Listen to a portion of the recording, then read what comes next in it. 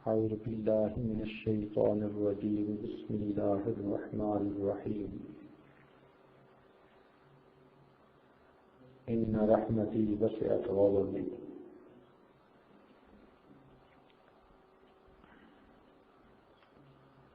إن رحمتي وسعت كل شيء سبحان ربك رب العزة عما يصفون وسلام على المرسلين والحمد لله رب العالمين اللهم صل على سيدنا محمد وعلى آل سيدنا محمد وبارك وسلم اللهم صل على سيدنا محمد وعلى آل سيدنا محمد وبارك وسلم اللهم صل على سيدنا محمد وعلى آل سيدنا محمد وبارك وسلم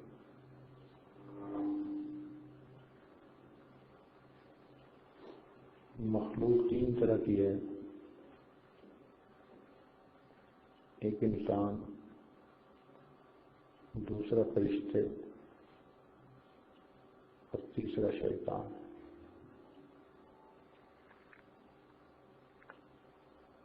جو سراپا خیر ہیں ان کو فرشتے کہتے ہیں۔ یہ پیدا ہونے سے لے کر ہمیشہ ہمیشہ اللہ تعالی کی فرما برداری میں رہتے ہیں۔ لا یعصون اللہ ما امرہم ویفعلون ما یؤمرون۔ اللہ تعالیٰ کی نافرمانی نہیں کرتے، جو ان کو کہا جاتا ہے وہی کرتے ہیں۔ ایک بال برابر بھی اللہ تعالیٰ کی نافرمانی کا تصور ان میں نہیں۔ یہ اللہ تعالیٰ کے بنائے ہوئے روبوٹ ہیں، جو فرما دیا اسی پر عمل کر رہے ہیں۔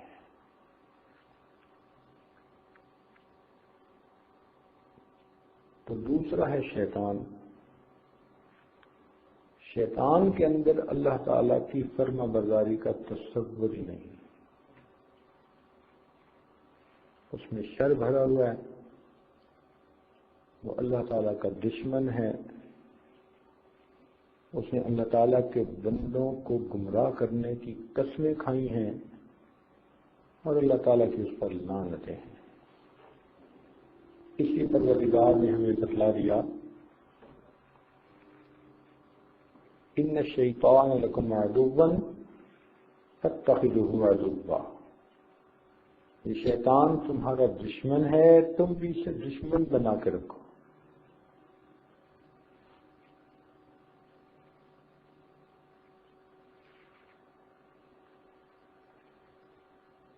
تو اس میں شر ہی شر ہے۔ تیسری مخلوق ہے انسان۔ انسان خیر اور شر کا مجموعہ ہے۔ وَنَفْسٍ وَمَا سَوَّاهَا فَأَلْهَمَهَا فُجُورَهَا وَتَقْوَاهَا۔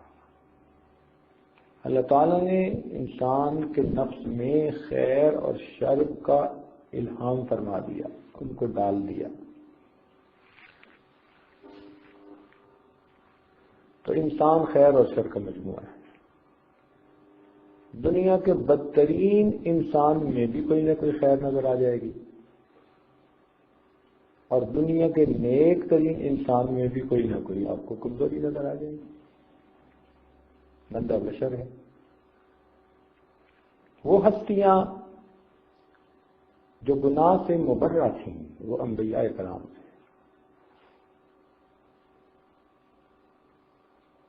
انبیاء کرام معصوم ہوتے تھے، اولیاء کرام محفوظ ہوتے ہیں، اللہ تعالیٰ کی حفاظت ہوتی ہے۔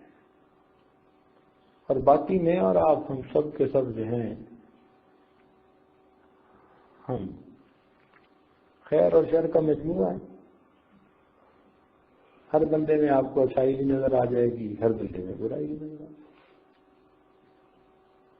تو نبی علیہ الصلوۃ والسلام نے بھی یہی کہا، یہی فرمایا کہ تم بندے کی اچھائیوں کو بھی دیکھو اگر کوئی برائی دیکھتے ہو۔ فرمایا اگر تمہیں بیوی کی کوئی بات ناپسند آئے تو اس کی خوبیوں پہ نظر کرو، تمہیں اس میں کئی اچھی باتیں بھی نظر آ جائیں گی۔ تو یہ حدیث پاک ہمیں اس بات کا سبق دے رہی ہے کہ ہم بندے کو اوور آل دیکھیں کہ وہ کیسی پرسنالٹی ہے۔ ضروری تو نہیں کہ ہر بات میں وہ پرفیکٹ ہو، اور آج ہم یہی کوتاہی کرتے ہیں کہ 100 خوبیاں ہوں کسی میں، 100 میں سے 99 خوبیاں ہوں کسی میں، ایک کمزوری کو دیکھ کر ہم ہٹ کر جاتے ہیں۔ بھائی بھائی سے نفرت شروع کر دیتا ہے، دوست دوست سے نفرت شروع کر دیتا ہے، دو بزنس پارٹنر جو آپس میں کام کر رہے ہیں وہ معمولی بات پر ایک دوسرے سے جدا ہو جاتے ہیں، باریک تولنے بیٹھ جاتے ہیں۔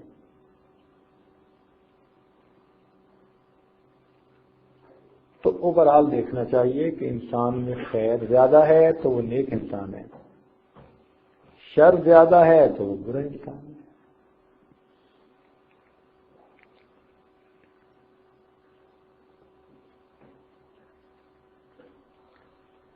اس کائنات میں یہ دونوں وقت دیکھنے ہیں، خیر کے عروج کا وقت اور شر کے عروج کا وقت۔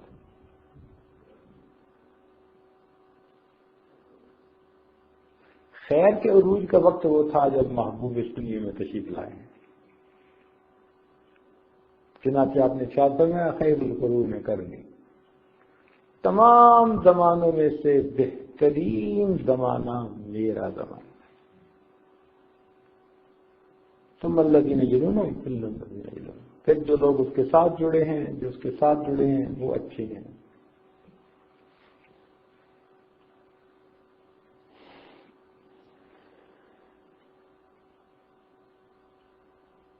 اور شر کا زمانہ جو ہوگا وہ آئے گا جب حضرت عیسیٰ علیہ السلام اس دنیا سے آ کر پھر دوبارہ پردہ فرما جائیں گے۔ اس کے بعد خیر ختم ہوتی جائے گی، شر پھیلتا چلا جائے گا، اتنا شر پھیلے گا کہ دنیا میں خیر کہیں بھی نہیں ہوگی۔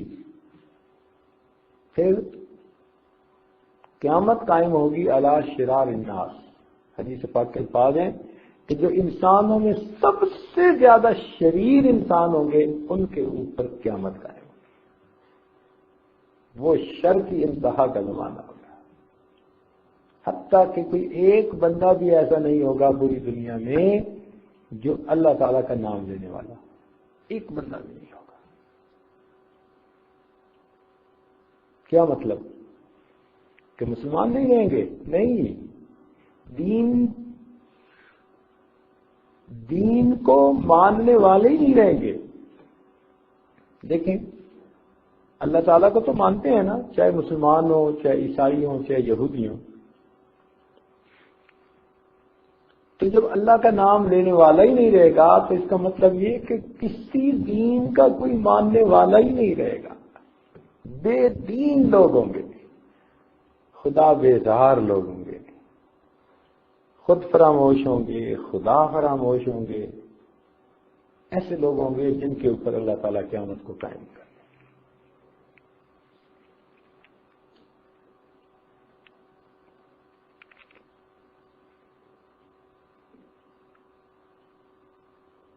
تو ہم آدمی کو دیکھیں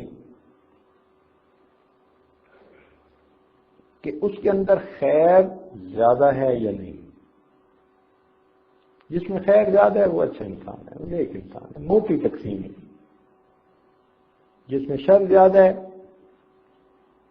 اللہ کے بندوں کے لیے وبال جان بنا ہوا ہے، مخلوق خدا کو پریشان کر رکھا ہے، مانتا کسی کی نہیں، جانتا کسی کو نہیں، وہ برا انسان،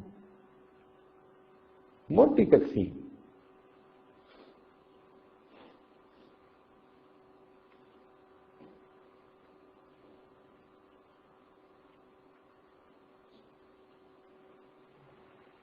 اس کو ذرا ایک اور انداز سے ذرا سمجھیے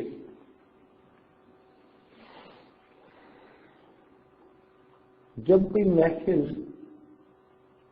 یہ تقریب سجائی جاتی ہے تو کوئی نہ کوئی اس کا مہمان خصوصی ہوتا ہے،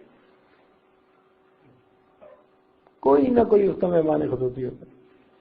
آپ گھر میں دعوت کریں تو کوئی نہ کوئی مہمان خصوصی، سکولوں کے اندر سند تقسیم کرنے کے لیے تقریب ہوتی ہے، اس کے بھی مہمان خصوصی، اجلاس ہوتے ہیں مدارس میں مساجد میں، ان کے بھی مہمان خصوصی۔ ہر محفل کا کوئی نہ کوئی مہمان خصوصی ہوتا ہے۔ جب محفل سجتی ہے لوگ پہلے آتے ہیں، مہمان خصوصی آخر پہ آتے ہیں، پھر وہ آتا ہے، بولتا ہے، بیان کرتا ہے، اور جب مہمان خصوصی اپنا کام مکمل کر لیتا ہے تو اس کے بعد پھر محفل برخاست ہوتی ہے۔ پھر محفل برخاست ہونے میں دیر نہیں لگتی، تیاریوں میں تو دیر لگی تھی، کئی دن تیاریاں رہی، سمیٹنے میں کئی دن نہیں لگتے۔ وہ تقریب کی جگہ پر آپ جا کر دیکھا کریں، جگہ سمیٹنے میں 2 گھنٹے بھی نہیں لگتے۔ اللہ تعالیٰ نے اس کائنات کو اپنے محبوب کے لیے سجایا، وہ اس کائنات کے مہمان خصوصی۔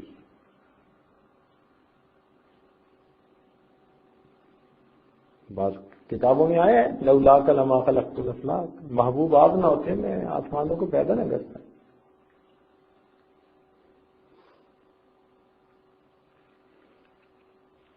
لہذا اس تقریب کی تیاری میں اللہ تعالیٰ نے اس کائنات کو سجایا، انبیاء کو بھیجا، انہوں نے آ کے طور طریقے سمجھائے، بتائے، حتیٰ کہ جب قریب وقت آیا تو حضرت عیسیٰ علیہ السلام نے اطلاع بھی دی کہ بھئی میرے بعد ایک ایسی ہستی آئے گی، نبی علیہ السلام تشریف لائے۔ چنانچہ نبی علیہ السلام کا زمانہ خیر کا زمانہ، اتنا خیر کا زمانہ تھا کہ اس دور کے کفار میں بھی کچھ نہ کچھ خیر ہوتی تھی، اتنا خیر کا زمانہ تھا، اس دور کے کفار میں بھی کچھ نہ کچھ خیر ہوتی تھی۔ یہ ایسا ہی ہے کہ جیسے بارش کا موسم، کہ بارش کے موسم میں اتنی ہیومیڈیٹی اور نمی ہوتی ہے کہ کمرے میں جو کپڑے پڑے ہوتے ہیں ان میں بھی نمی آئی ہوتی ہے، اور باہر جو کپڑے ہیں ان کا تو پھر کہنا ہی کیا۔ موسم بھی بارش کا ہوا، بارش کے موسم میں کمرے کے اندر کی دیواریں گیلی،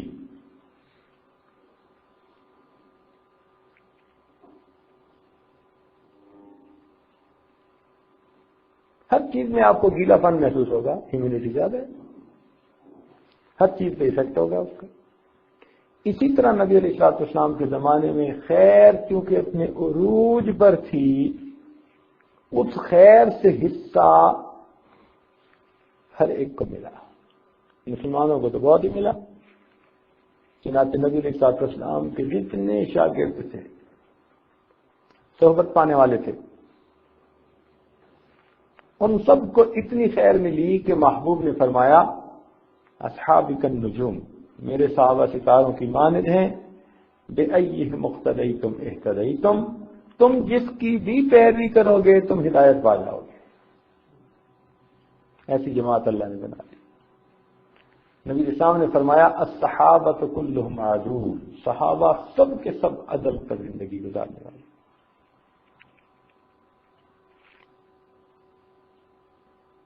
خیر ہی خیر تھی، ہر طرف خیر، خیر کی بہار تھی اس وقت۔ بھئی دیکھو جب بہار کا موسم ہوتا ہے نا تو اس وقت پتھروں کے اندر سے بھی ہم نے سبزہ اگا ہوا دیکھا ہے، حتیٰ کہ میٹل روڈ ہے اس کے درمیان میں کہیں کریک آ گیا تو اس کریک کے اندر سے ہم نے گھاس نکلی ہوئی دیکھی ہے۔ باہر کا موسم ہے. ایک مزے کی بات بتائیں کہ بہار کے موسم میں ہم نے اپنی مسجد کا لنٹر ڈالنا تھا، تو اس کے لیے ہم نے لکڑیاں خریدی، بالے جن کو کہتے ہیں، شٹرنگ کے نیچے لگانے کے لیے. اب وہ کٹے ہوئے ہیں، نیچے لوہے کی پلیٹ ہے اور اوپر اس کے لوہے کی پلیٹ ہے، درمیان میں وہ کھڑے ہیں. اللہ کی شان کہ بارش کا موسم آیا تو اس میں سے کونپلے پھوٹنے لگے. ہم حیران ہوئے دیکھ کر، یا اللہ، اس کے نیچے بھی لوہے کی پلیٹ، اس کے اوپر بھی لوہے کی پلیٹ، اور اس میں سے شگوفے پھوٹ رہے ہیں، سبز پتے نکل رہے ہیں. اللہ تیری شان. وجہ کیا تھی؟ اس کے اپنے اندر جو غذائیت تھی، اس غذائیت نے بھی شگوفے نکال دی. یعنی تھوڑی سی اس کے اندر جو خیر تھی اس کے بھی اثرات نکل آئے. خیر کا زمانہ. تو نبی علیہ السلام کے زمانے میں جو اس وقت کے کفار تھے، ان میں بھی باوجود بہت زیادہ شر ہونے کے کچھ نہ کچھ تھوڑی بہت خیر تھی ان میں. اب ایک دو واقعہ سنائیں.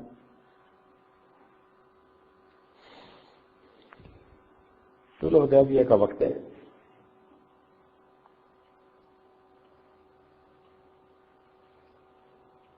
کفار نے سہیل نامی ایک شخص کو بھیجا کہ آپ جائیں اور مسلمانوں سے مذاکرات کریں. اس نے آ کے بات چیت کی. جب معاہدہ لکھا گیا، سائن ہونے کا وقت آیا تو اس نے پوائنٹ پہ اعتراض کر دیا. اس نے کہا جی یہاں تو محمد رسول اللہ لکھا ہوا ہے، اگر ہم ان کو یہ مان لیں تو جھگڑا کیا رہا؟ تو ان کی بجائے محمد بن عبداللہ ہونا چاہیے. وہ کہنے لگا جی اس نام کو کاٹیں اور محمد بن عبداللہ لکھیں. اب صحابہ کے لیے محبوب کا لکھا ہوا نام کاٹنا، یا اللہ.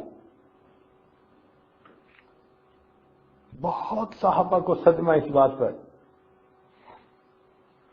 حتیٰ کہ بات چیت کے دوران سیدنا صدیق اکبر عنہ چونکہ عاشق صادق تھے، بلکہ عاشقوں کے سردار تھے، انہوں نے نہ سہیل کو کوئی سخت بات کر دی. محبت ہے ہی ایسی، برداشت نہیں کر پاتی. تو سیدنا صدیق اکبر عنہ نے اس کو سخت لفظ کوئی کہہ دیا جس کو بڑا ناگوار گزرا لوگوں کے سامنے. تو آگے سے کہنے لگا کہ ابو بکر، فلاں وقت میں آپ نے مجھ پر ایک احسان کیا تھا، اگر وہ احسان نہ کیا ہوتا تو میں آج تمہاری بات کا تمہیں جواب دیتا. یعنی اس وقت کے کفار میں بھی احسان کا بدلہ چکانے کی صفت موجود ہے. اور اگر آج دیکھیں، اتنی احسان فراموشی کی کوئی حد نہیں. باپ ساری عمر بچے کو کماتا ہے، پالتا ہے. بچہ جب جوان ہوتا ہے تو باپ کو ایک نظر دیکھنا پسند نہیں کرتا. بیٹی ماں کا تعلق دیکھ لیجئے، بھائی بھائی کا تعلق دیکھ لیجئے، دو دوستوں کا تعلق دیکھ لیجئے. ایک صاحب کہنے لگے کہ میں بہن بھائیوں میں بڑا تھا، میں نے ساری عمر اپنا کام کاروبار کیا، تمام بھائیوں تمام بہنوں کی میں نے شادیاں کی، اپنی شادی کو ڈیلے کیا. میں سب سے بڑا ہوں، ابھی غیر شادی شدہ، اور سب بہن بھائیوں کے فرائض ادا کر دیے، اور اس وقت یہ حال ہے کہ میرا کوئی بھائی کوئی بہن مجھ سے بولنے کے لیے تیار نہیں. احسان فراموش.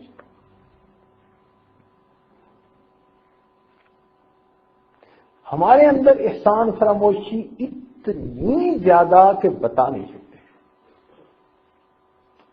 دین کے معاملے میں بھی، دنیا کے معاملے میں بھی.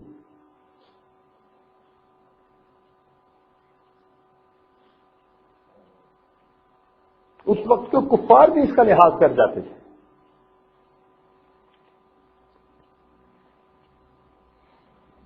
اچھا دوسری بات سن لیجیے، جب مسلمانوں نے حبشہ ہجرت کی تو قریش مکہ بڑے تل ملائے کہ بھائی یہاں تھے تو ہم ان کو سزائیں دیتے تھے، ہمارے ڈر سے یہ اسلام کا اظہار نہیں کرتے تھے، اب یہ اور جگہ چلے گئے تو کھلم کھلا اظہار نہ کرنے لگ جائیں۔ ان کا جی بندہ بھیجو نجاشی کے پاس تو وہ ان سے کہے کہ یہ ہمارے بھاگے ہوئے غلام ہیں، ہمیں واپس کرو۔ تو ابو سفیان آئے کفار کی طرف سے نمائندہ بن کے۔ نجاشی آخر بادشاہ تھا، سمجھدار تھا، اس نے کہا کہ بھائی میں ذرا بات چیت کروں گا دونوں سے۔ اب اس بات چیت میں اس نے ابو سفیان سے کچھ باتیں نبی اسلام کے بارے میں پوچھی، انہوں نے سچ سچ بتا دی۔ جب سچ سچ بتا دی تو بعد میں کفار میں سے کسی نے کہا کہ عجیب بات ہے کہ اتنا بڑا ہمارا مخالف، تم نے اس کے بارے میں سب حقیقی باتیں کر دی جا کے دربار میں، کچھ ملا لیتے، کچھ بات بنا لیتے، کچھ لگا دیتے، تم نے سب کچھ سچ بتا دیا۔ تو وہ کافر جو اس وقت کافر تھے وہ آگے سے جواب دیتے ہیں کہ ہاں خیال تو میرے دل میں بھی آیا تھا کہ کچھ باتیں اپنی طرف سے بنا کے میں لگائی بجھائی کر لوں، پھر خیال آیا کہ سننے والے کیا کہیں گے کہ سردار اپنے وقت کا ہو، قوم کا ہو، اور وہ پھر لوگوں کے سامنے کھڑا ہو کے جھوٹ بولے۔ گویا اس وقت کے کفار میں بھی اتنی شرم و حیا تھی کہ وہ بھی سچ بولا کرتے۔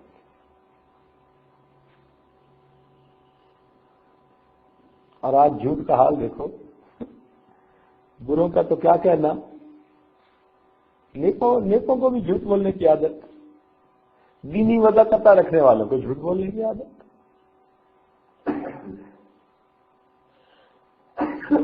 اتنا جھوٹ عام ہو گیا کہ اب لوگ جھوٹ کو جھوٹ ہی نہیں سمجھتے۔ شیطان نے اس کا ایک خوبصورت نام رکھا ہے جھوٹ کا، اس کا نام ہے بہانہ۔ یہ جھوٹ کا خوبصورت نام ہے آج کے دور میں۔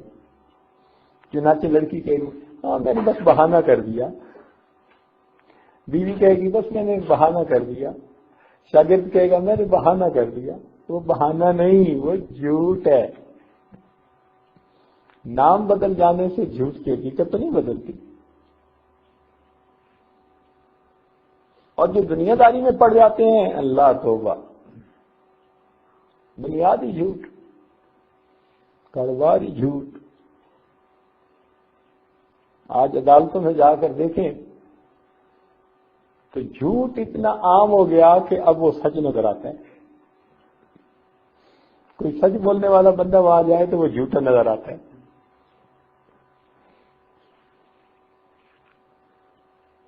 یہ حال ہو گیا، جھوٹ عام ہو گیا۔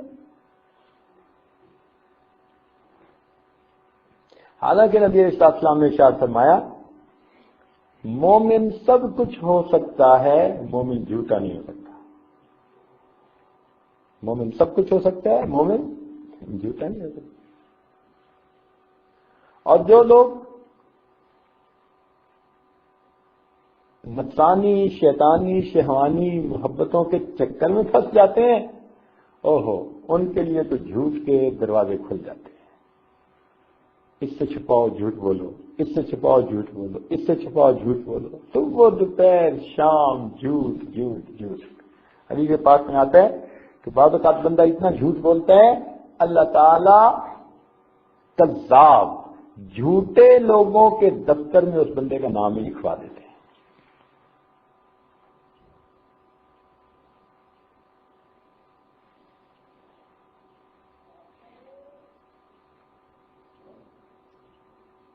تو بتانے کا مقصد یہ تھا کہ اس وقت کے کافر بھی سچ بولتے تھے، اس وقت کے کافر بھی احسان کا بدلہ چکاتے تھے، اور آج یہ صفت ہم میں کئی مسلمانوں میں نہیں ہے۔ کیا وجہ؟ خیر تھی، خیر کا عروج کا زمانہ تھا، تو مسلمانوں میں تو صفات تھی ہی صحیح، کافروں میں بھی کچھ اچھی باتیں آ گئی تھی۔ وہ ایمان سے وہ محروم تھے، مگر عادات و اخلاق کی کچھ اچھی باتیں، شرفاء کی باتیں انہوں نے بھی اپنا لی تھی۔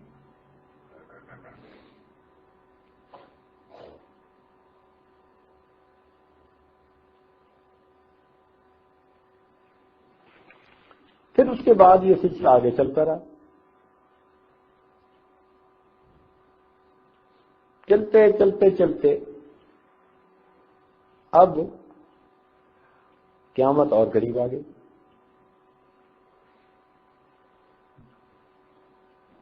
مشکات نبوت سے دوری کا وقت آ گیا، تو جیسے روشنی دور ہو جائے تو اندھیرا بڑھ جاتا ہے، گھپ اندھیرا ہو جاتا ہے، اب وہ گھپ اندھیرے والا حال ہے۔ اس لیے آپ کو عریانی، فحاشی، بے حیائی عام نظر آئے گی۔ دینی جماعتیں، علماء، صلحاء جتنی بھی محنت کر رہے ہیں دین کا کام کرنے کے لیے، اس سے کئی گنا زیادہ برائی اور پھیل رہی ہے۔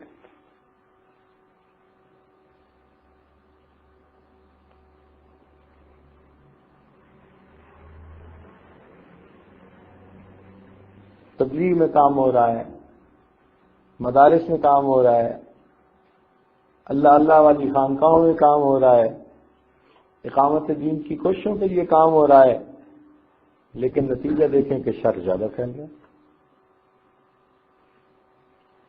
اس لیے کہ وقت ایسا آ گیا۔ اس دور نبوت میں بڑی خیر تھی، اللہ اکبر۔ اب دیکھیں، مثال دیکھیں، فرق دیکھیں کہ اس دور نبوت میں مسلمان ماحول میں مردوں کو عورت دیکھنے کا موقع ہی نہیں ملتا تھا۔ کیا مطلب؟ کہ عموماً عورتیں اپنے گھر میں رہتی تھیں، وَقَرْنَ فِي بُيُوتِكُنَّ، بس تم اپنے گھر کے اندر چار دیواری میں رہو۔ اول تو دن میں باہر نہیں نکلتی تھی سوائے مجبوری کے،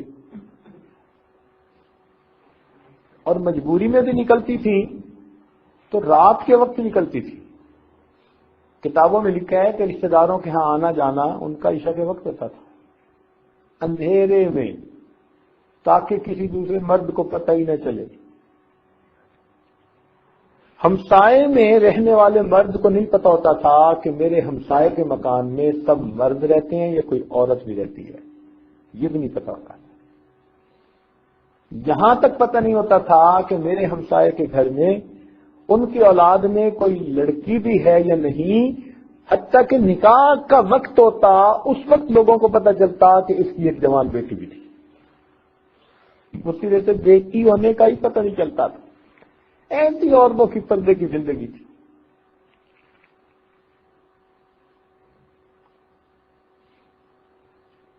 چنانچہ عورتیں فوت ہونے سے پہلے اس وقت وصیت کرتی تھیں کہ ہمارا جنازہ بھی رات میں اٹھایا جائے۔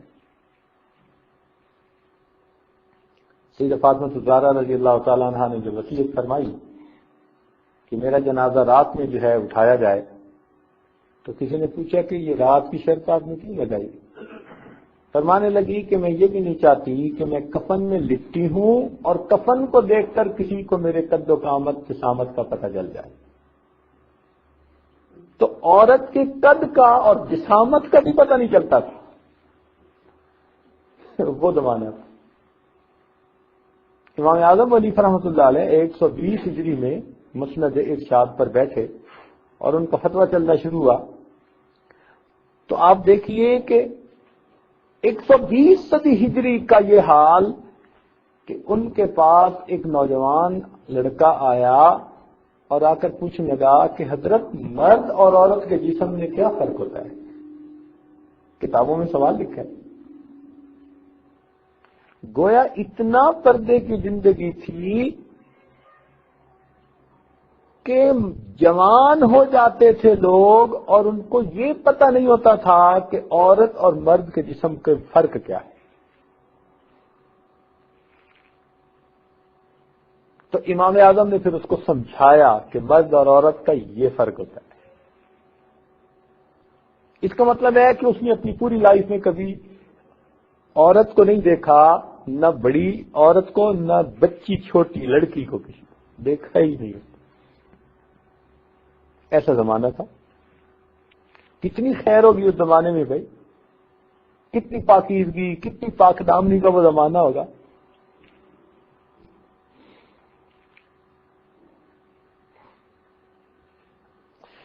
اب وقت کے ساتھ ساتھ یہ خیر کم ہوتی گئی، شر بڑھتا گیا، اور یہ شر اتنا بڑا کہ آج کے دور میں الامان والابی،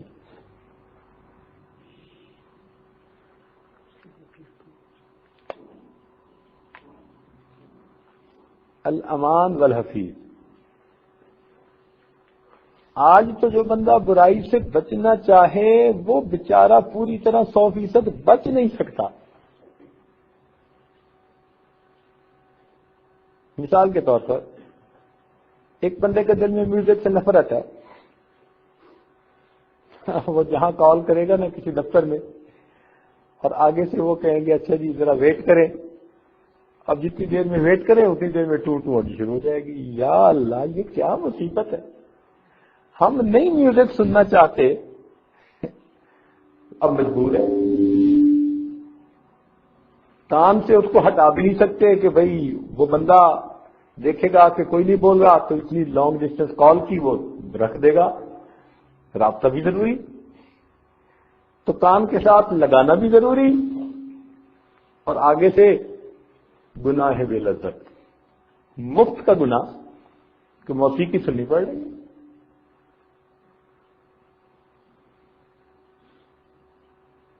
ویگن میں سواریاں سفر کر رہی ہوتی ہیں، مان لیا کہ ان میں سے 10 میں سے 7 سواریاں گانا سننا چاہتی ہیں، مگر کوئی 2-3 تو ایسی بھی ہوں گی جو نہیں سننا چاہتی.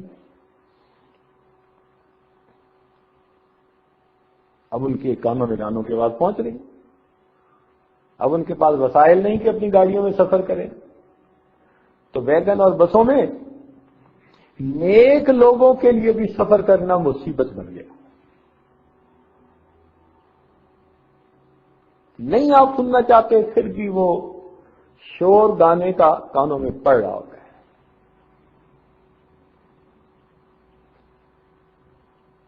اور تو اور بچے بیٹھے سکول کا کام کر رہے ہیں، اور آج کل کے سکولوں والے بھی انٹرنیٹ پہ کام دے دیتے ہیں.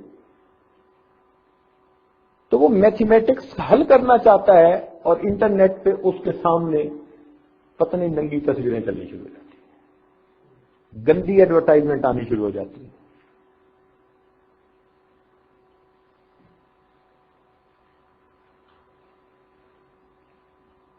اب اس نوجوان نے آ کے یہ مسئلہ پوچھا، اس نے کہا جی میں دل میں عہد کر چکا ہوں کہ میں غیر محرم کو نہیں دیکھوں گا. اب میں اسکول کا کام کرنے کے لیے بیٹھا ہوں، انٹرنیٹ کھولا ہے، اور شر پھیلانے والوں نے، بے حیائی پھیلانے والوں نے ایسے ایسے پروگرام بنا لیے ہیں کہ آپ کے اس پروگرام کو چند سیکنڈ کے لیے وہ اوور پاور کر کے اسکرین پر سب کچھ آ جاتا ہے. ایک جھلکی ننگی لڑکی کی دکھا دیں گے، ایک اسکرین پر بہت ہی فحش قسم کا لکھا ہوا فکرہ آپ کو پڑھا دیں گے.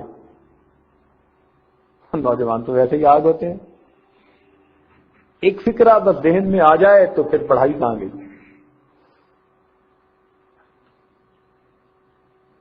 چنانچہ نوجوان پھر کتابوں پہ کچھ اور ہی بیٹھ کے دیکھتے ہیں. تو اب وہ جو بندے برائی نہیں کرنا چاہتے وہ بھی اس میں مجبور ہو جاتے ہیں.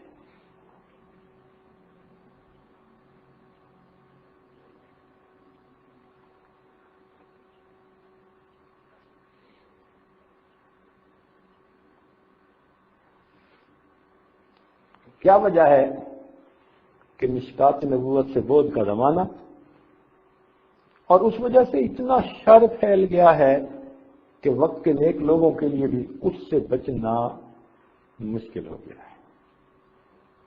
ہاں، اگر ان کے دل میں نفرت رہے گی اور وہ اپنی طرف سے کوشش کریں گے تو اللہ تعالیٰ کی طرف سے ان کو اجر مل جائے گا.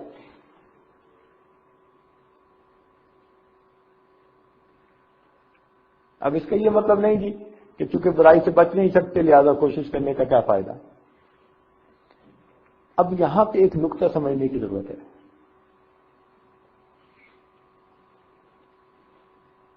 کہ چونکہ شر زیادہ ہو گیا خیر کم ہو گئی تو اس وقت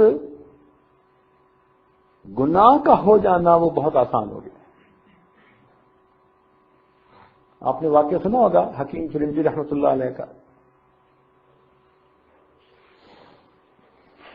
جوان العمر تھے، خوبصورت تھے، بہت ہی اللہ نے ان کو عزت شہرت دی تھی. ایک وقت میں ان کے پاس ایک جوان لڑکی مریضہ بن کے آئی اور اس نے موقع دیکھ کر ان کے سامنے اظہار کیا کہ میں تو آپ سے ملنے کے لیے آئی ہوں، آپ کی محبت میں گرفتار ہوں. ان کے دل میں خوف خدا اتنا ہوا کہ انہوں نے رونا شروع کر دیا. جب ان کو روتے دیکھا تو اس عورت کو بھی شرم آئی تو وہ بھی واپس چلی گئی. کئی سال گزر گئے اس بات کو، حتیٰ کہ حکیم صاحب بوڑھے ہو گئے. جب بال سفید ہو گئے، بڑھاپا آ گیا، اس وقت ایک مرتبہ وضو کر کے اٹھے تو دماغ میں خیال آیا کہ وہ اتنی خوبصورت لڑکی آئی تھی اور اس نے خود آ کے مجھے گناہ کی دعوت دی تھی.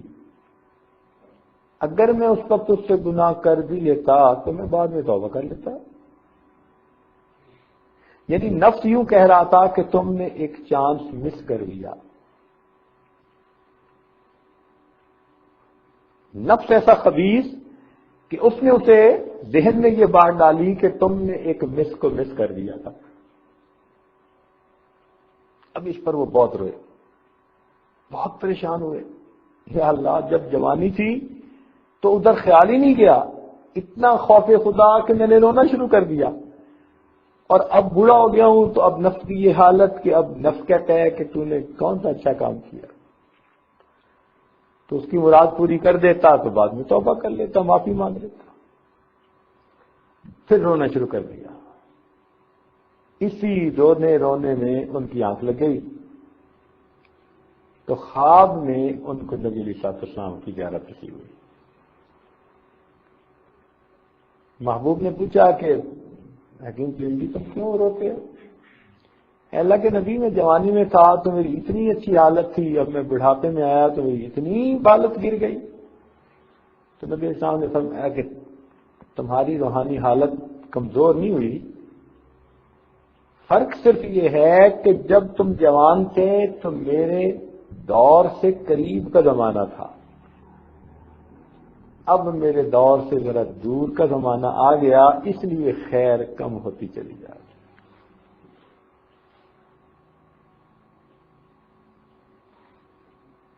تو آج کے دور میں وہی حال ہے، کیونکہ مشکات نبوت سے بعد کا زمانہ.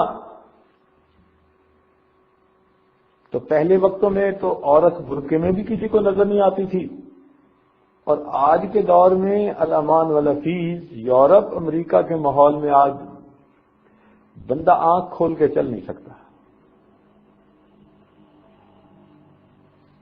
وہاں عورتوں کے چہرے تو نظر کیا آنے، ایک وقت تھا کہ چہرے ان کے ننگے ہوتے تھے، پنڈلیاں ان کی ننگی ہوتی تھی، سینے ننگے ہوتے تھے. اب تو ان کے پیٹ اور اس کے قریب کے جسم کے حصے بھی ننگے نظر آتے ہیں. اب بتائیں کہاں وہ وقت کے برقعے میں نظر نہیں آتی تھی اور کہاں وہ یہ کہ ننگی پھر رہی ہے. رب عاریات، حدیث پاک میں جو فرمایا گیا نا، ننگی عورتیں ہوں گی، وہ پریکٹیکلی ننگی ہوتی ہیں. اب جو اپنے جسم کے ناف کے نیچے کے اعضاء کو کھول کے پھر رہی ہو، تو اب بتائیے کہ بھائی پیچھے کیا رہا.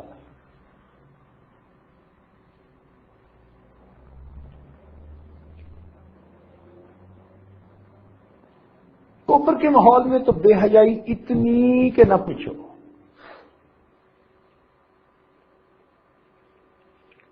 یعنی ایئرپورٹ کے اوپر میاں بیوی دونوں آپس میں بوسوں کے نال میں مشغول ہیں، اور ان کی بیٹی بھی پاس کھڑی ہے اور ان کا بیٹا بھی پاس کھڑا ہے۔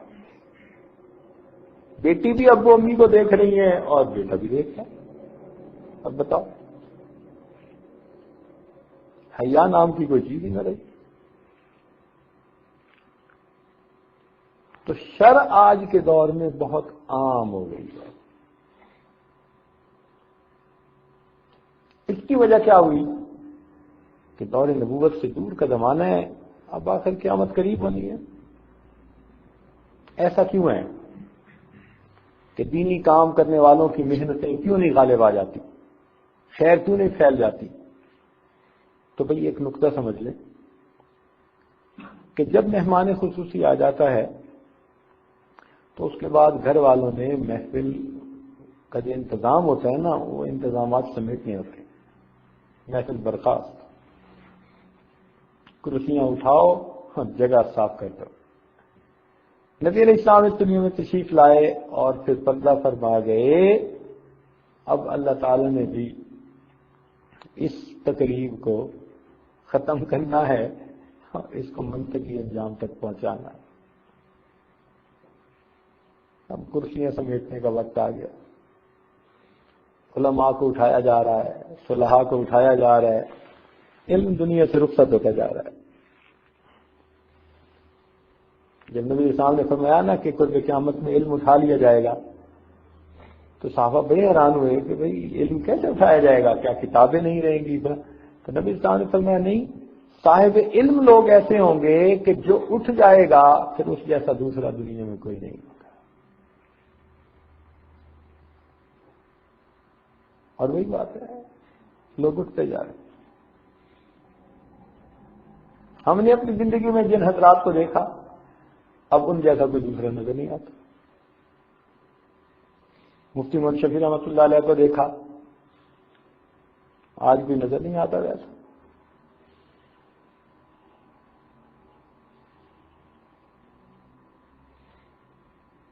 حضرت بنوری جیسا نظر نہیں آتا، مولانا یوسف نذیانی جیسا نظر نہیں آتا۔ ہر درجے میں حضرت مفتی رشید احمد رحمۃ اللہ علیہ جیسا نظر نہیں آتا۔ جو بزرگ اٹھ رہے ہیں بعد میں وہ صفات والے نہیں نظر آ رہے۔ ٹھیک ہے، ان کے 80%، 90%، 100% ویسے نظر نہیں آ رہے، کم ہوتا جا رہا ہے معیار وقت کے ساتھ۔ اور یہ بھی عجیب بات کہ جو آج ہیں کل وہ بھی نہیں ہوں گے۔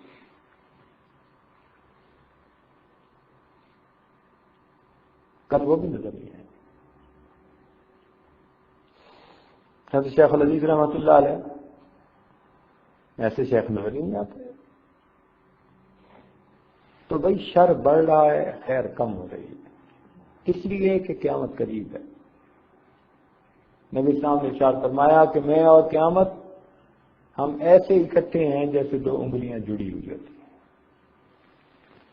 اللہ تعالیٰ نے فرما دیا اقتربت الساعۃ وانشق القمر، چاند دو ٹکڑے ہو گیا، قیامت قریب آ گئی۔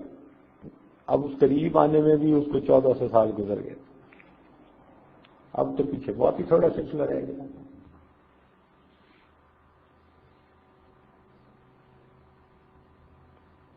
تو بات کیا سمجھ میں آئی کہ آج ہم ایک ایسے دور میں زندگی گزار رہے ہیں جہاں شر عام ہے اور خیر کم ہے۔ خیر پر جمنے والوں کے لیے مشکلات بہت ہیں، اتنی مشکلات ہیں کہ بتا نہیں سکتے۔ دیکھو بھائی، ایک تو ہوتی ہے نا بندے کے نفس کی رکاوٹ، اس کو تو چلو کوئی برداشت کر ہی لے۔ تو جو نوجوان آج کے دور میں نیک بننا چاہتا ہے اس کو قریب کے لوگ نیک بننے دیتے۔ مسلمان ماں باپ رکاوٹ بن جاتے ہیں۔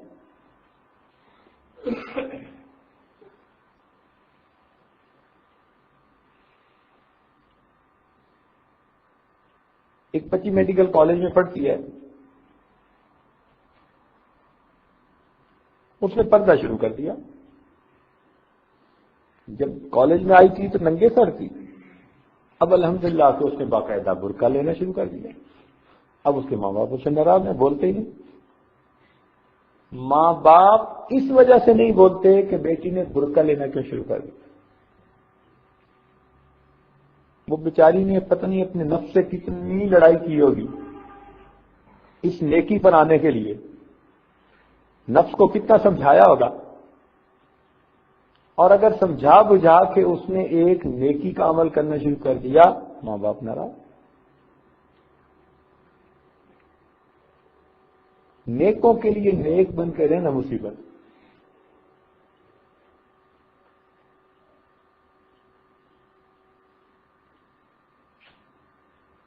ہمارے بہت قریبی ساتھی ہیں، ان کی بہن عالمہ،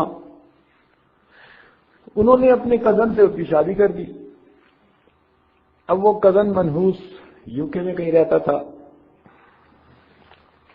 تو شادی ہو کے لڑکی اس کے پاس چلی گئی. 1 مہینے بعد اس خانم نے اسے کہا کہ تم جب برقعے میں لپٹ کے میرے ساتھ چلتی ہو نا تو مجھے بہت برا لگتا ہے، میرے ساتھ اگر جانا ہے تو تمہیں یہ سر سے اتارنا پڑے گا. اس نے کہا جی نہیں، میں آپ کی خدمت کے لیے سب کچھ کر سکتی ہوں، میں بڑی قربانی دے سکتی ہوں، میں بھوکی پیاسی بھی رہ سکتی ہوں، لیکن میں ننگی نہیں رہ سکتی، میں سر سے کپڑا نہیں اتار سکتی، یہ فرض ہے. لا طاعت المخلوق فی معصیت الخالق، آپ کی یہ بات نہیں میں مان سکتی. 3 دن ان میں آپس میں ڈائلاگ چلتے رہے. تیسرے دن اس بات پر اس حقیقی کزن نے خوبصورت عالمہ لڑکی کو طلاق دے کے واپس بھیج دیا. اب بتاؤ، نیکوں کے لیے نیک بن کے رہنا کتنا مصیبت بن گیا ہے.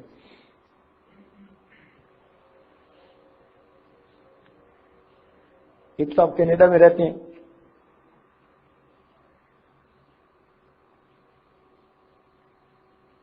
ان کے ایک رشتہ دار لڑکے نے انڈیا آ کر وہاں ایک بہت خوبصورت لڑکی سے شادی کی. وہ لڑکی عالمہ نہیں تھی، باہر مسلمان تھی. اس کو لے کر وہ کینیڈا چلا گیا. دوسرا دن جب ہوا کینیڈا جانے کے بعد دوسرا دن، تو وہ اس کے شام کو تیار ہوا، کہنے لگا چلو ڈانس کلب چلتے ہیں. لڑکی نے انکار کیا. ہم نے کہا میں تو تصور بھی نہیں کر سکتی، میں جیسی کیسی ہوں آخر مسلمان ہوں، میں شراب خانے میں شباب خانے میں نہیں جا سکتی. اس نے کہا پھر 2 لائنیں ہیں، 2 میں سے ایک کو چوز کر، میرے ساتھ رہنے تو پھر تمہیں شراب خانے میں بھی جانا پڑے گا، ناچنا بھی پڑے گا، یہ بھی کرنا پڑے گا، اور اگر یہ سب کچھ نہیں کر سکتی تو پھر تمہیں چھٹی. انہوں نے کہا جی میں یہ کر تو نہیں سکتی. دوسرے دن اس نے طلاق دی، ٹکٹ بنوائی، اب لڑکی کو واپس بھیج دیا. ہے نا مصیبت ایک بڑی. کتنی بڑی پریشانی ہے اس لڑکی کے لیے جس کی زندگی کو اس نے برباد کر دیا. اب اس نوجوان طلاق یافتہ لڑکی سے کون شادی کرے گا؟ کس قصور کی اسے سزا ملی کہ وہ کافروں کے ساتھ جا کے ڈانس نہیں کرنا چاہتی، وہ غیر محرم مردوں کے گلے نہیں لگنا چاہتی، اس قصور کی اس کو سزا ملی. تو بھئی شر آج اتنا پھیل چکا کہ دین پر عمل کرنے والوں کے لیے آج دین پہ چلنا مشکل بن گیا. اور نبی اسلام نے فرما دیا ایک وقت آئے گا ہتھیلی پہ انگارہ رکھنا آسان ہوگا، میری سنت پہ عمل کرنا مشکل کام ہوگا. آج وہی وقت آ گیا ہے، سنت پہ عمل کرنا مشکل ہو گیا.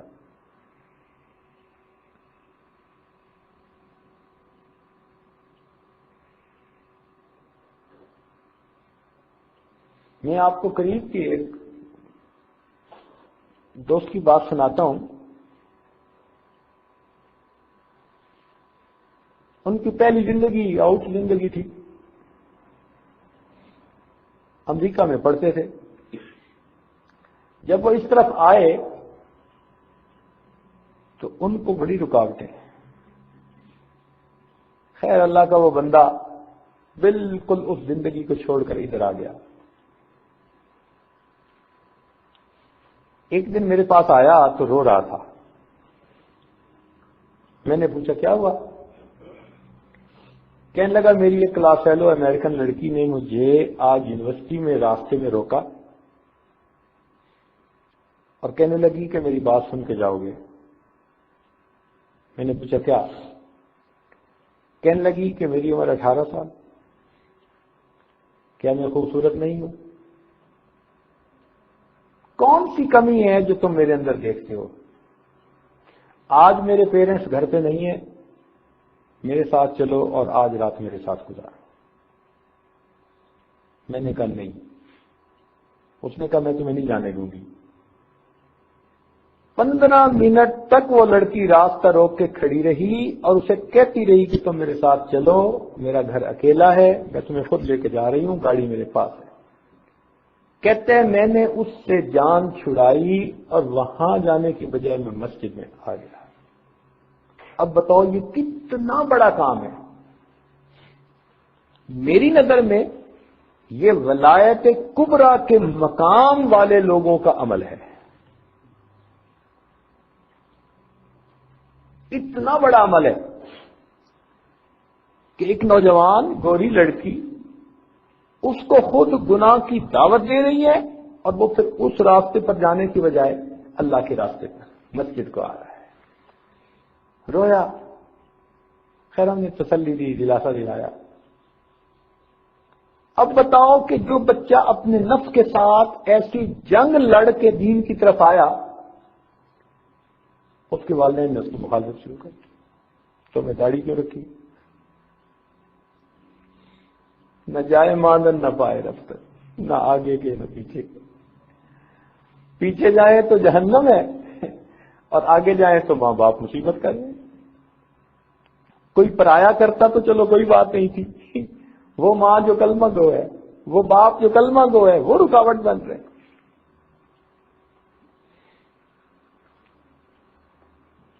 چنانچہ ایک موقع پر اس کو ماں باپ کے ساتھ عمرہ کرنے کا موقع ملا تو مکہ مکرمہ میں ہوٹل میں بیٹھے ہوئے آپس میں ڈسکشن چلی کہ پہلی نظر کی دعا قبول ہوتی ہے. بیت اللہ شریف پر پہلی نظر کی دعا قبول ہوتی ہے. تو باپ نے کہا میں یہ دعا مانگوں گا، بیٹے نے کہا یہ مانگوں گا. ماں کہنے لگی میری بیت اللہ پر نظر پڑے گی تو میں یہ دعا مانگوں گی کہ میرا بیٹا امام آباد نہ چھوڑ دے.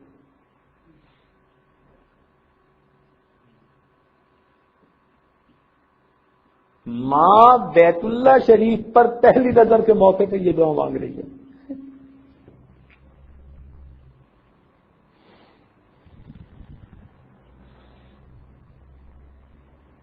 تو دیندار بچوں کے لیے دیندار بن کے رہنا کتنی بڑی مصیبت بن گئی ہے. یہ کیوں ایسا ہے؟ اس لیے کہ شرع عام ہوتا چلا جا رہا ہے. لوگ اچھائی کو برائی سمجھنے لگے اور برائی کو اچھائی سمجھنے لگے.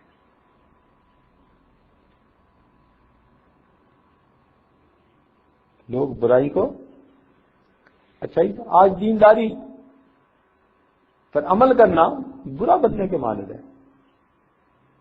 جو دیندار نظر آئے گا اسی کو دنیا کہے گی کہ یہ تو بگڑے ہوئے لوگ ہیں. اور جو آج کا بگڑا ترین انسان ہے وہ آج کا بڑا سوفسٹیکیٹڈ انسان ہے. جی میں تو بیلنس لائف گزارتا ہوں. جی بیلنس لائف کیا کہ بس میں جب جی چاہتا ہے کلمہ پڑھ لیتا ہوں اور جب جی چاہتا ہے میں اس وقت جو ہے وہ منظر بھی کر لیتا ہوں. بیلنس لائف اس کا نام رکھ دیا. جی شرع ہوتا چلا جا رہا ہے. اور چونکہ شرع ہو گیا اس لیے دینداروں کی چھوٹی سی کوئی کمزوری بندہ دیکھ لیتا ہے نا تو وہ پھر پورے دینداروں سے نفرت کرتے شروع کر دیتا ہے. نفرت کرنی شروع کر دیتا ہے. اس لیے کتنے لوگ ہیں جو دینداروں سے آج بہت شکایتیں ہیں ان کو. ان کی نظر میں دنیا میں کوئی نیک ہے ہی نہیں، حالانکہ ایسی بات نہیں ہے۔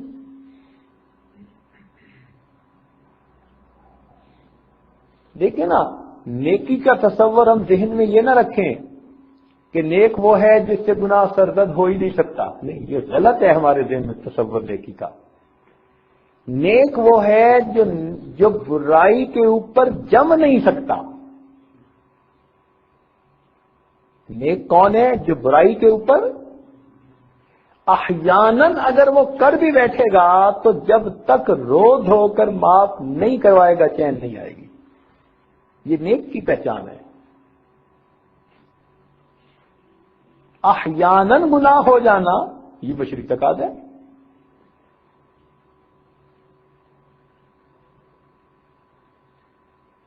شیطان غالب آ گیا، نفس غالب آ گیا، کوئی گناہ ہو گیا، مگر اب اس کا مطلب یہ نہیں کہ وہ ان گناہوں والی زندگی میں الجھ ہی جائے گا، نہیں، اگر کر بیٹھا تو اب اس کا سکون لٹ جائے گا۔ جب تک وہ رو رو کر اس گناہ سے توبہ نہیں کرے گا اور اپنے مالک کو نہیں منائے گا، اس کو چین نہیں آئے گا، اس کا دل زخمی ہو جائے گا۔ یہ کیفیت ہے اگر کہ کوئی مرغ نیم بسمل کی طرح تڑپ رہا ہے، ہائے میں نے یہ غلطی کیوں کر لی، یہ اس کے نیک ہونے کی پہچان ہے۔ ہم نے انسانوں کو فرشتوں کے پیمانے میں تولنا شروع کر دیا کہ جی نیک تو وہ ہوتا ہے جس سے برائی کا امکان ہی نہیں۔ ہاں، ایسے یقیناً لوگ ہوتے ہیں کہ اللہ تعالیٰ برائی سے ان کی حفاظت فرماتا ہے۔ تاہم ہمارے مشائخ نے ترتیب یہی لکھی کہ اگر کسی مومن سے گناہ سرزد ہو جائے اور وہ سچی توبہ کر لے تو اللہ تعالیٰ نے جو کہ گناہ معاف کر دیا، وہ نیک آدمی ہے۔ بھائی اللہ تعالیٰ ہے، بجلی تو نہیں ہے کوئی۔ بجلی کے بارے میں آتا ہے کہ یہ پہلی غلطی بھی معاف نہیں کرتی۔ آپ بجلی کے تار کو ہاتھ لگا کے دیکھیں، بس پہلی دفعہ ہی گیا تو اللہ تعالیٰ ہے بھائی، اس کے اندر حلم بھی ہے، اس کے اندر رحم بھی ہے، وہ کریم بھی ہے، وہ ستار بھی ہے۔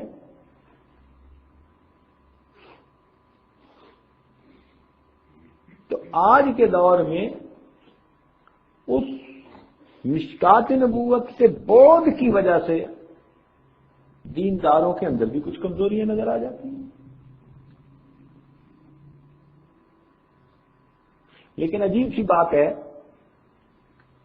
کہ ان کمزوریوں کے باوجود اللہ تعالیٰ دین کا کام لے لیتے ہیں لینے والوں سے۔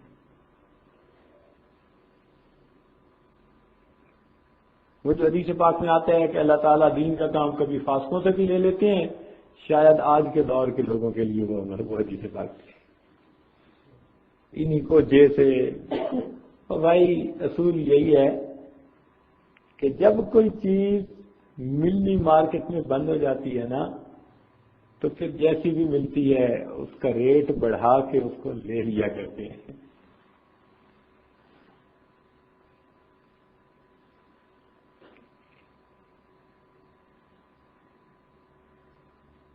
ہم نے مسجد کے لیے اینٹیں لینی تھی پچھلے دنوں، جب بہت ٹھنڈ تھی بنی رہی اور فوگ تھی، تو میں نے پوچھا بھائی یہ کام ہو گیا؟ کہنے لگے ذرا اینٹوں کی سپلائی میں کچھ رکاوٹ ہے۔ کیوں جی؟ کہ جی اینٹیں مل نہیں رہی، نئی بن نہیں رہی، اور جن کے پاس کچھ بنی ہوئی ہیں وہ بہت تھوڑا تھوڑا کر کے سب گاہکوں کو دے رہے ہیں، زیادہ دے نہیں رہے۔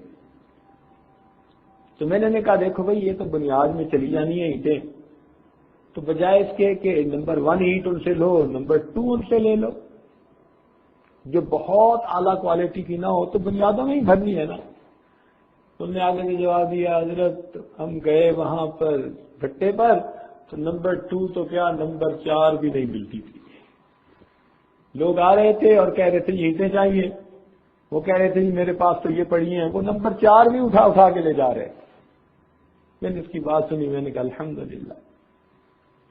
جب کوئی چیز ملنی کم ہو جاتی ہے تو پھر اگر اس کی کوالٹی کم بھی ہو، خریدار اس کو زیادہ قیمت دے کے لے جایا جائے. تو بھئی آج کے دور میں بھی یہی معاملہ کہ خیر کم ہو گئی تو اللہ تعالیٰ بھی کہ نمبر 2، نمبر 3، نمبر 4 سب قبول، کہ چلو کلمہ تو پڑھتے ہیں. وضع کرتا تو دیندار والی بنائی ہوئی ہے، اپنی طرف سے تو نیکی کا کام کرتے ہیں، کمی کوتاہی اللہ معاف فرما. اگر بندہ درگزر کر سکتا ہے کہ 4 نمبر کی جو عیب والی عید تھی اس کو بھی لے جاتا ہے، تو کیا اللہ تعالیٰ بندے کو قبول نہیں فرماتا؟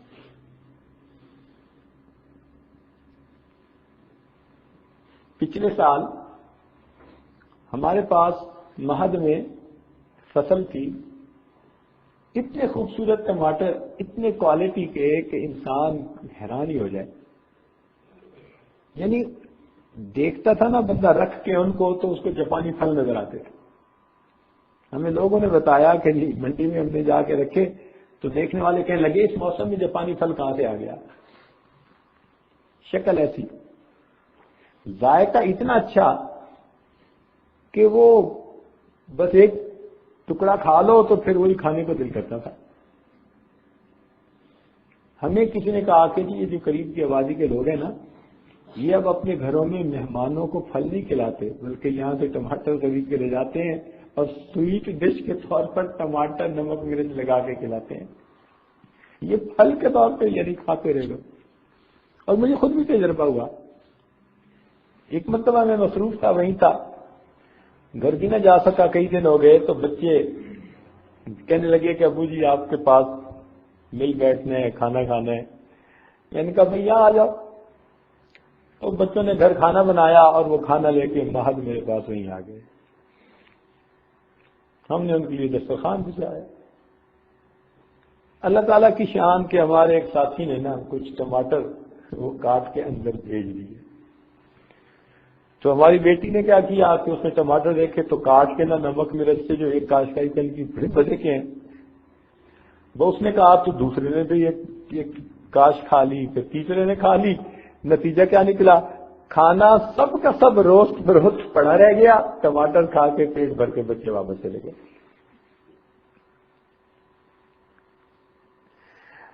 اتنی اچھی کوالٹی کے، لیکن جب ان کو مارکیٹ میں لے کر جاتے کہ چونکہ وہ سیزن کا وقت ایسا آ گیا تھا تو اس کو 2 روپے کلو لینے کو بھی تیار کر دیں.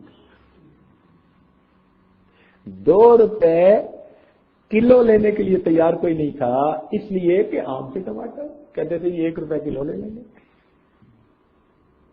ایک وہ وقت.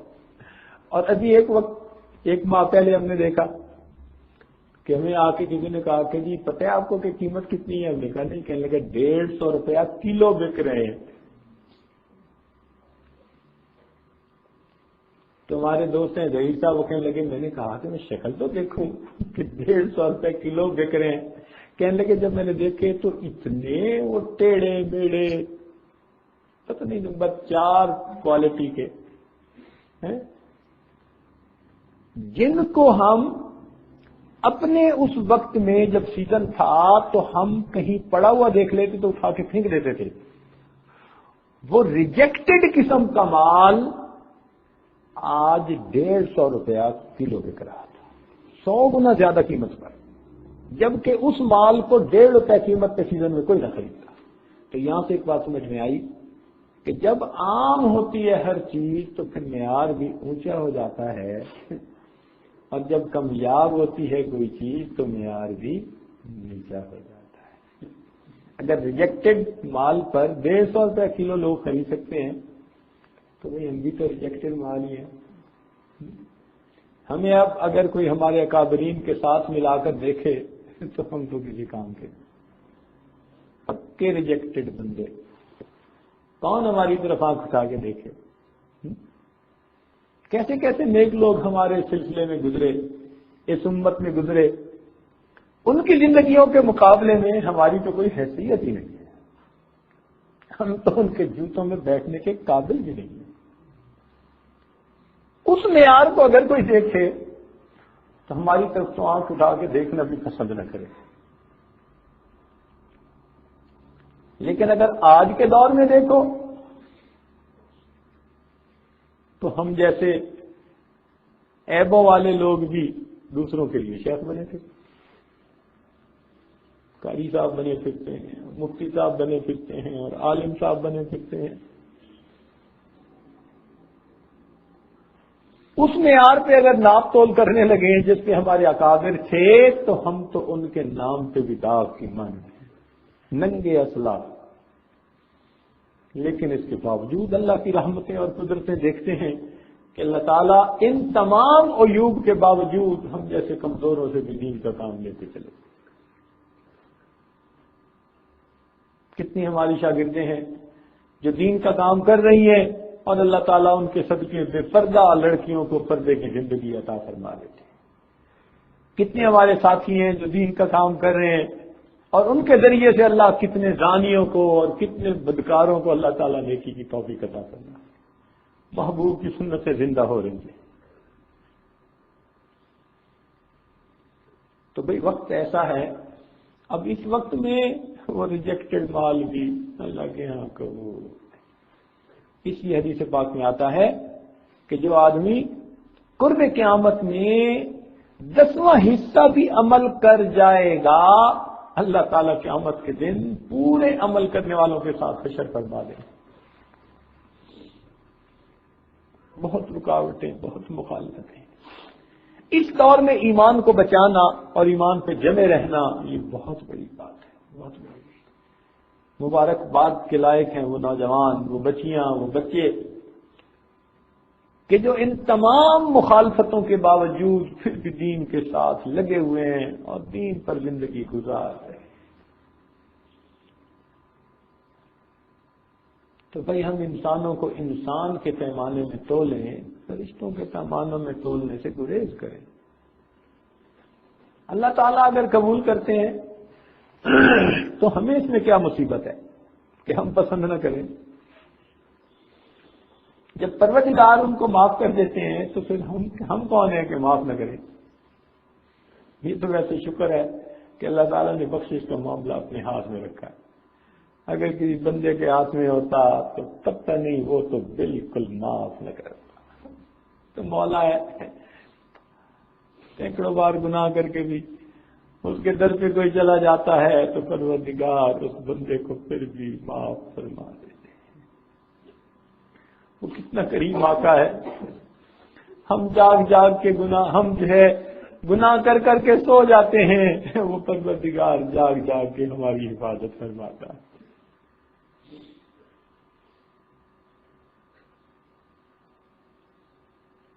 آج دنیا کسی کو برا کام کرتا دیکھ لے تو ایک آنکھ دیکھنا گوارا نہیں کرے گی، نفرت کرے گی۔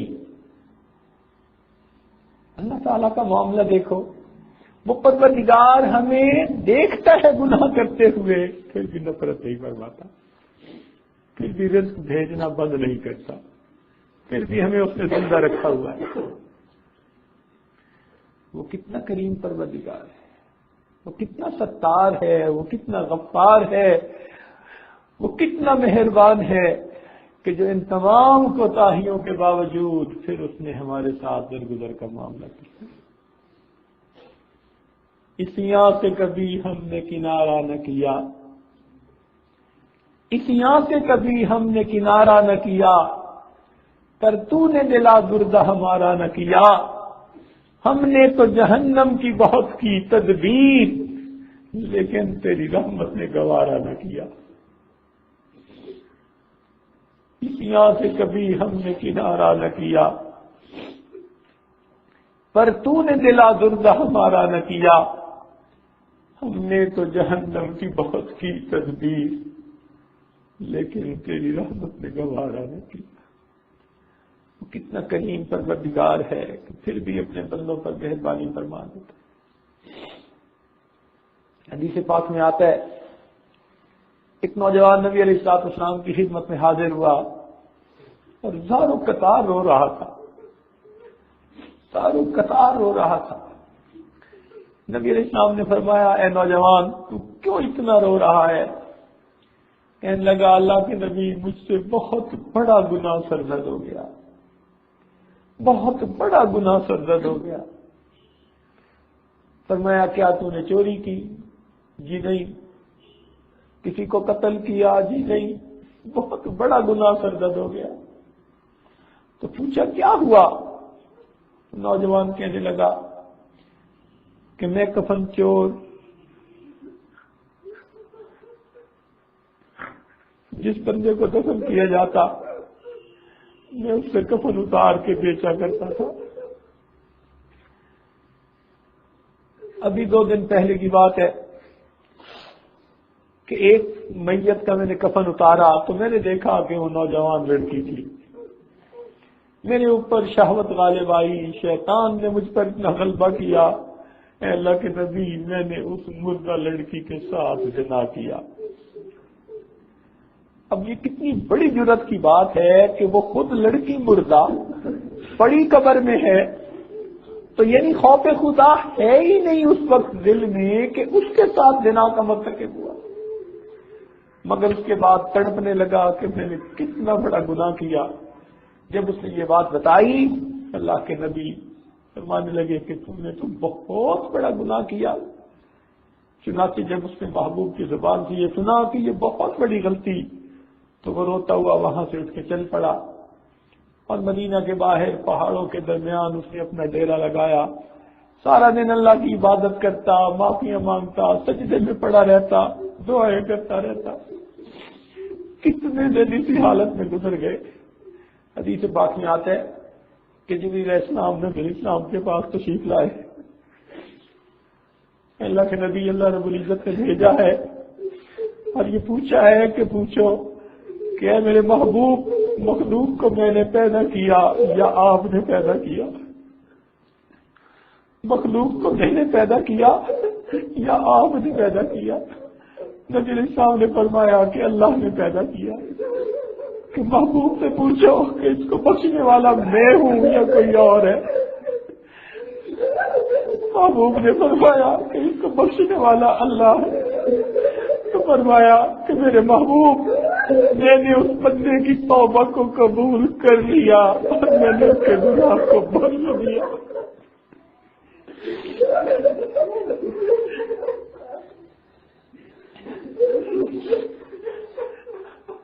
کیسا کریم پروردگار ہے، ہم اس کی رحمت سے قربان جائیں، ہم اس کی ستاری پہ حیران ہوتے ہیں۔ میرے پروردگار آج ان مسکینوں پر مہربانی فرمانا، ہماری کوتاہیوں کو معاف فرما دینا۔ ہم چاہیں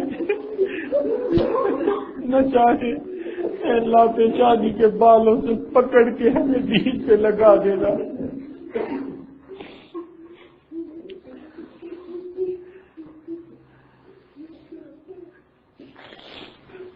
آخر دعوانا الحمد للہ رب العالمین۔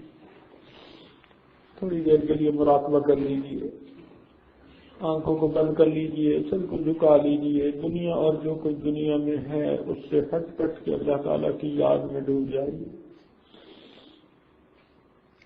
انسان جب اپنے اندر جھانکتا ہے اسے اپنی اصل تصویر نظر آتی ہے۔ اپنے من کے دریچے کو کھولیے، اپنی اصل تصویر کو دیکھیے۔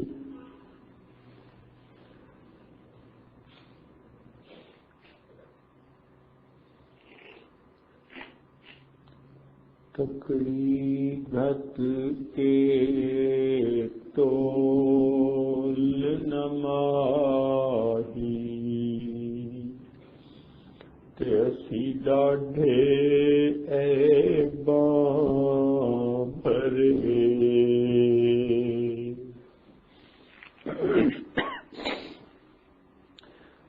ککڑی گھت کے تول نماہی، تیسی ڈاڈھے اے باں بھرے۔ در آیاں دی لاج تہانوں چاہے کھوٹے تے چاہے کھرے در آیاں دی لاج تہانوں تے نہ کرو پرے پرے غلام فریدا تلے عیب ہزاراں تے کوئی مان کس تے کرے نام میں سہنی تے نا گن پلے تے میں سائیں نوں کیویں مناواں چارے لڑ میرے چکڑا لکھڑے تے میں کیڑا مل مل دھوواں صابن تھوڑا تے میل گھنیری تے میں بے پتنا تے رواں غلام فریدا کوئی بس نہ چلدا تے میں ہنجواں دے ہار پرواں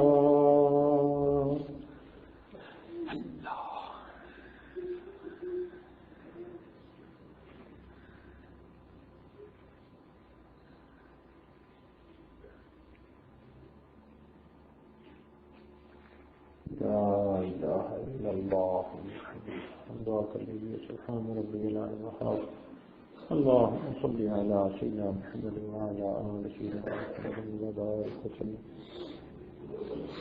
ربنا ظلمنا أنفسنا وإن لم تغفر لنا وترحمنا لنكونن من الخاسرين اے مالک ہم آپ کے عاجز مسکین بندے ہیں ہمارے گناہوں کو معاف فرما ہماری خطاؤں سے درگزر فرما ہمارے عیبوں کی غلط کشی فرما اللہ ہماری نگاہوں کو پاک فرما ہمارے دلوں کو صاف فرما ہمارے سینوں کو اپنی محبت سے لبریز فرما عشق کی آتش ہمارے سینوں میں پیدا فرما ہمارے انگوں سے اپنے ذکر کو جاری فرما روح سے اپنے ذکر کو جاری فرما ہڈی ہڈی بوٹی بوٹی میں اپنی محبت پیدا کرنا اے مالک ہمارے ساتھ درگزر کا معاملہ کرنا اے اللہ ہمارے ساتھ رحمت کا معاملہ کرنا پروردگار عالم ہم بگڑے ہوئے ہماری اصلاح کرنا ہم غافل ہیں ہمیں اپنی یاد والی زندگی نصیب کرنا ہم گناہوں میں گرے ہوئے ہیں اللہ ہمیں نیکی کی سعادت نصیب کرنا اللہ ہماری ان دعاؤں کو اپنی رحمت سے قبول کرنا جو مانگا وہ بھی عطا فرما جو مانگنا چاہیے تھا نہیں مانگ سکے اللہ وہ بھی عطا فرما اے اللہ ہمیں بار بار اپنے گھر کا دیدار عطا فرما اپنے محبوب کے در کی حاضری نصیب فرما صلی اللہ اے اللہ ہمارے والدین عزیز اقارب مشائخ جو دنیا سے فوت ہو چکے ان کی مغفرت فرما اور جن کی آپ نے مغفرت کر دی کو ان کے اعلیٰ درجات عطا فرما صلی اللہ تعالی علی حبیبہ سیدنا محمد وآلہ وأصحابہ اجمعین برحمتک یا ارحم الراحمین.